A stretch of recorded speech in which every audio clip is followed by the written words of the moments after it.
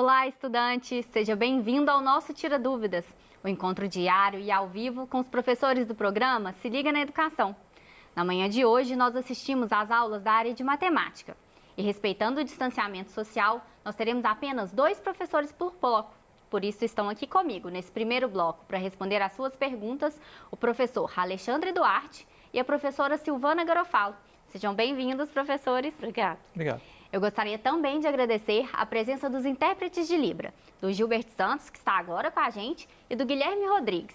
A partir de agora, nossos canais de comunicação estão abertos para receber sua pergunta. Ligue no telefone fixo 31 3254 3009 ou envie uma mensagem para o nosso número de WhatsApp, do 31 98295 2794. Lembrando que a programação completa do Se Liga na Educação está no nosso site, no endereço que está aparecendo na sua tela. Professores, enquanto as perguntas vão chegando, vamos relembrar os temas das aulas? Vou começar com a professora Silvana. Quais foram os conteúdos abordados hoje pela manhã, professora? No 4º ano e 5º ano, todos os 2 teve situações problema 2. Lógico que cada um dentro da sua especificidade. Muito obrigada. E, professor Alexandre, quais foram os temas das aulas hoje? Então, nós estamos vendo a geometria métrica de posição, que nada mais é do que geometria 3D, geometria sólida, e dentro desse assunto nós estamos vendo a interseção de um plano com um sólido tridimensional. Bruno. Vamos passar agora para as perguntas que vocês enviaram pelo telefone fixo ou pelo nosso WhatsApp. Vamos ler a primeira pergunta?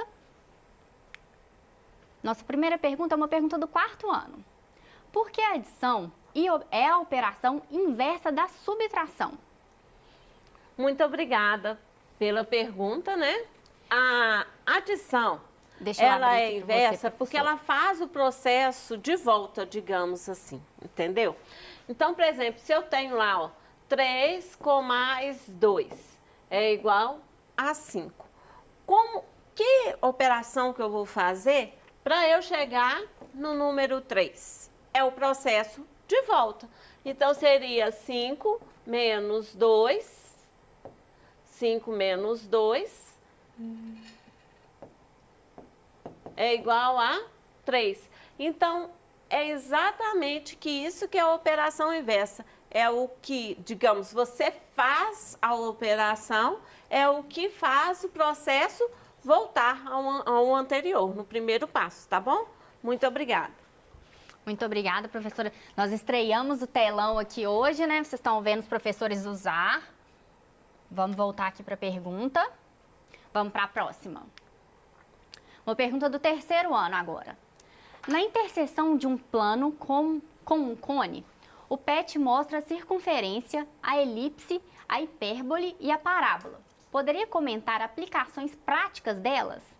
Ok, obrigado pela pergunta. Bom, vamos uma de cada vez. Circunferência, né, vai desde a roda do seu carro até coisas bem tecnológicas. Por exemplo, dentro do disco rígido de um computador, você tem um disco mesmo girando ali em altíssima velocidade. A elipse, né, provavelmente você viu ou vai ver em física que a órbita dos planetas é uma elipse, né, não é um círculo, então temos uma aplicação direta de elipse. Quanto à hipérbole, uma aplicação bem prática, por exemplo, né, no Japão, você tem sensores de terremotos. Como que funciona esse sensor? Você tem uma onda primária de terremoto, que é uma onda mais forte, e tem uma onda secundária.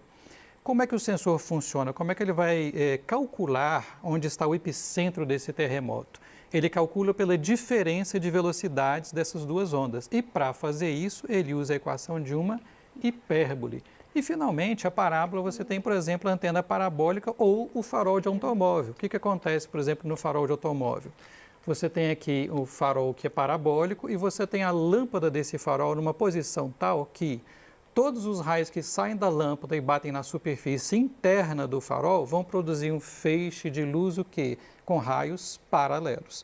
Então, essas curvas, né, e na sua versão tridimensional, tem propriedades geométricas que nós usamos no nosso dia a dia. Obrigado. Muito obrigada, professor. Vamos ler mais uma pergunta? Uma pergunta do 5º ano. Quantidade de pão e valor que vou pagar são considerados grandezas diretamente proporcionais, professora?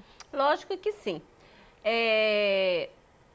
Grandezas diretamente proporcionais são aquelas grandezas que, ao você variar um tipo de grandeza, você impulsiona e varia a outra dentro da mesma razão. Como que isso funciona? Por exemplo, se eu compro um pãozinho, né, eu vou elevar o preço do pãozinho. Se eu compro um pãozinho e está custando R$3, ao comprar 2 pãezinhos, eu estou elevando o que eu vou pagar. Ou seja, o 2, né, de 1 para 2, eu multipliquei por 2. Então, a quantidade que eu vou pagar também eu vou multiplicar por 2. Isso que é chamado de razão. Então, no caso, eu vou fazer 3 vezes 2, 6. Então, ao comprar 2 pãezinhos, eu vou pagar R$6. Então, a compra do pão com o valor que eu venha pagar é diretamente proporcional, sim. Vamos ler mais uma pergunta? Do terceiro ano. A antena parabólica é um pedaço de uma esfera? Ok. A gente poderia pensar que seria mais simples você fazer uma antena parabólica pegando, idealmente, uma esfera, cortando ali, você tem um pedaço de metal. Por que a antena ela é parabólica, não é esférica? Embora provavelmente fazer a esfera seria mais barato e mais simples. Porque a parábola, igual a gente falou agora mesmo, tem essa propriedade. Observa na sua antena parabólica, né, se você tiver uma aí para você ver, que tem um metal, então aqui, ó, tá a antena aqui, ó, e tem um metal projetado para frente. E na ponta desse metal é o sensor que capta o sinal que vem do satélite. Por que a antena é parabólica? Pelo motivo inverso da lâmpada do farol do automóvel, né? Porque a luz sai do farol. No caso da antena, o que acontece? Os raios do satélite que está muito distante na Terra chegam praticamente paralelos na antena. Então, na hora que eles batem na superfície parabólica, eles vão concentrar num foco, num ponto específico. É exatamente nesse ponto que vai estar o sensor da antena parabólica, que vai captar esse sinal e vai transmitir para o seu aparelho. Obrigado pela pergunta. Vamos para o telão novamente. Nossa pergunta agora é do quarto ano. O que é uma operação inversa? Bom, como eu disse, a operação inversa, ela faz o processo de volta, né? Então, a adição, o inverso é subtração. A subtração, a operação inversa é adição. A multiplicação, a operação inversa que faz o processo de volta é a divisão. Da divisão, o inverso é a multiplicação, tá bom? Muito obrigada. Agora a nossa pergunta do terceiro ano.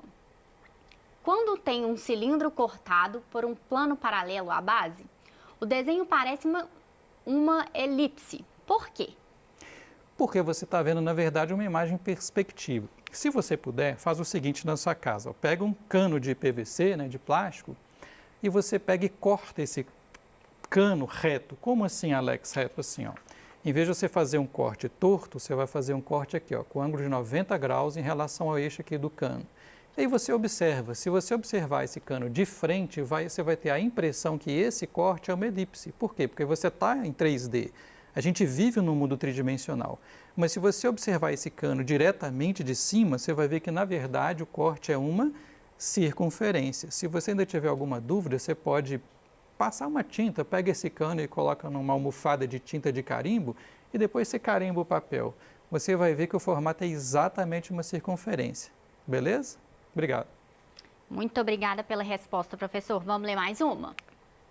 Uma pergunta do quinto ano. O que são grandezas diretamente proporcionais? As grandezas diretamente proporcionais, elas são grandezas que, quando você varia uma, impulsiona e varia a outra dentro da mesma razão. Isso que são grandezas diretamente proporcionais, tá bom? Então vamos para a próxima agora, do terceiro ano. O que é um sólido redondo? Agora vamos desenhar, Bruno. Vamos o que é um sólido redondo? Professor? Vamos lá, por favor. Gente, a gente chama sólido redondo, né, intuitivamente, um sólido que, na hora que você coloca sobre uma superfície, ele tende a girar. Então, por exemplo, né, um cone, está aqui o cone, é considerado um sólido redondo. Né? Se você pegar esse cone e deitar ele em cima da mesa, ele vai tender a girar. Da mesma forma que um cilindro também é considerado um sólido redondo, né? Então, por exemplo, se eu não tomar cuidado e começar a comer muito, eu também vou acabar virando um sólido redondo, né? O mais redondo de todos os sólidos, e o meu preferido, talvez o preferido de muitos matemáticos, seja a esfera, porque a esfera tem o quê? Tem simetria total. Então, a esfera também, se você colocar em cima de uma superfície plana, ela vai tender a rolar, mais do que todos. Às vezes a gente faz até assim, para indicar que isso aqui é um sólido, para facilitar a visualização. Então, 3 sólidos redondos que a gente viu no PET. O cilindro e o cone, né? E agora estamos vendo no PET o quê? A esfera, ok? Obrigado. Muito obrigada, professor. Amei isso daqui, hein? Muito bom. Vamos para a próxima pergunta? Uma pergunta do 4º ano. Como se tira a prova real de uma adição? Vamos para o quadro? A prova real de uma adição, a gente tira através da operação inversa. Então, digamos que eu tenho lá 4 com mais 3, 4 com mais 3, 7. Para eu verificar se realmente essa operação está certa, né? Ou seja, a prova real, o que eu faço? Eu trabalho com a operação inversa. De que forma? Eu faço 7, pode ser menos 4, tem que me gerar como resposta a outra parcela, tá bom? Então, 7 menos 4, 3. Quero ainda praticar um pouco da prova real para ver se realmente está correto, eu posso fazer com a outra parcela, sem maiores problemas. Como que vai ficar? Eu tenho 4 com mais 3 é igual a 7. Fazendo a prova real com a operação inversa, como eu falei para você, operação inversa é o processo de volta. É o processo que eu vou voltar na parcela que eu estava procurando, ou seja, no número anterior. Se eu fizer 7 menos 3, vai ser igual a 4. Percebe-se que o 4 é exatamente a parcela que eu tinha. Então, isso que é chamado de operação inversa e a prova real é feita com a operação inversa, tá bom? Muito obrigada, professora. A gente vai fazer uma pergunta que tem relação com isso. Então, vou apagar aqui, vou ler ela aqui no tablet e pedir para o pessoal colocar aí na tela para os alunos verem. Como fazer a prova real da adição com 3 parcelas? Uma pergunta do 4º ano. Sim. Então, muito obrigada, né, pela pergunta. 3 parcelas. Se eu faço 4 com mais 3, com mais, sei lá, 2, né? 4 com mais 3, 7. 7 com mais 2, 9. A prova real, né, e aplicar a operação inversa, o que vai ser? Sempre quando eu aplico a operação inversa, nesse caso, eu encontro o somatório das outras 2 parcelas. Explicando melhor, vamos ver. Se eu faço 9 menos 2 é igual a 7. Não é? 9 menos 2 é igual a 7. E é exatamente o somatório das outras 2 parcelas. Porque 4 com mais 3 é 7. Então, olha, o que eu tenho? A operação inversa aplicando em 3 parcelas. Só que tem que, no caso, eu faço o somatório das outras 2, tá bom? Muito obrigada. Muito obrigada, Silvana. Nossa próxima pergunta agora, tô amando, matando as saudades da sala de aula com esse quadro aqui. Vou ler aqui no tablet e vai aparecer pergunta na tela para vocês. Uma pergunta do 3º ano. Tem como a interseção de um plano com uma superfície gerar só alguns pontos? Boa pergunta. Agora também vamos ter que desenhar. Bom, em geral, a resposta seria não, né? Por que a resposta seria não? Imagina, por exemplo, vamos variar aqui, vamos fazer, por exemplo, uma pirâmide de base quadrada, tá? Então, aqui estou desenhando a pirâmide de base quadrada. Observa que qualquer plano que você, ou quase qualquer plano que você interceptar esse sólido, vai dar infinitos pontos. Por quê? Imagina que eu passei aqui um plano paralelo à base quadrada da pirâmide. O que vai dar de interseção aqui? Observa aqui, ó. Vai dar também um quadrado, só que menorzinho que o quadrado da base. Enxergou aí? Né? É claro que eu não estou considerando o interior, estou considerando só o polígono aqui. Mas mesmo assim, vai ter infinitos pontos. O único caso em que você vai interceptar um sólido, né, e por um plano encontrar uma quantidade finita de pontos, vai ser justamente, por exemplo, se você passar o plano, continua paralela à base aqui, tá, gente? Exatamente nesse ponto aqui. Aí a interseção do plano com o sólido deu um ponto só, que no exemplo aqui é o vértice da pirâmide. Mas fora isso, no geral, a gente vai encontrar o quê? Infinitos pontos. Obrigado pela pergunta. Muito obrigada pelos desenhos, professor. Vamos para a próxima pergunta? Como saberei se as grandezas são proporcionais? É uma pergunta do 5º ano, professora. Sim. Vamos verificar a situação do pãozinho, né? Que a gente acabou de falar do pãozinho. Então, se eu tenho 2 pãezinhos, vou colocar um pezinho aí como pãozinho, certo? Quanto que eu vou pagar? Né? Vou fazer melhor, porque eu estou falando para menino de 4º ano, né? 5º ano. Eu ia fazer de forma mais avançada. Se eu tenho 2 pãezinhos, eu pago R$6. Ao comprar esses 2 pãezinhos, o que está acontecendo? Né? Ao comprar mais 2 pãezinhos, eu estou comprando 4 pãezinhos. Certo? E o que vai acontecer no valor que eu tenho que pagar? Eu não dobrei a quantidade de pãezinhos? Eu tinha 2, agora eu tenho 4. Eu dobrei a quantidade de pãezinhos. Então, eu vou ter que fazer o quê? Eu tenho que dobrar o meu valor.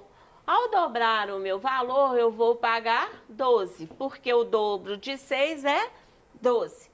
Então, quando você faz essa situação que tem uma grandeza, que a quantidade de pãezinhos eu estou contando, é uma grandeza, e o dinheiro que eu tenho que pagar é outra grandeza. Quando eu dobro, né, quando eu altero essa grandeza, ela impulsiona a alterar a outra, dentro da mesma razão, ou seja, dentro do mesmo número. O que é isso?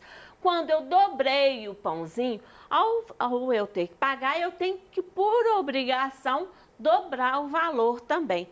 Aí que a gente verifica as grandezas, se elas são diretamente proporcionais, porque foi alterado dentro da mesma razão, tá bom?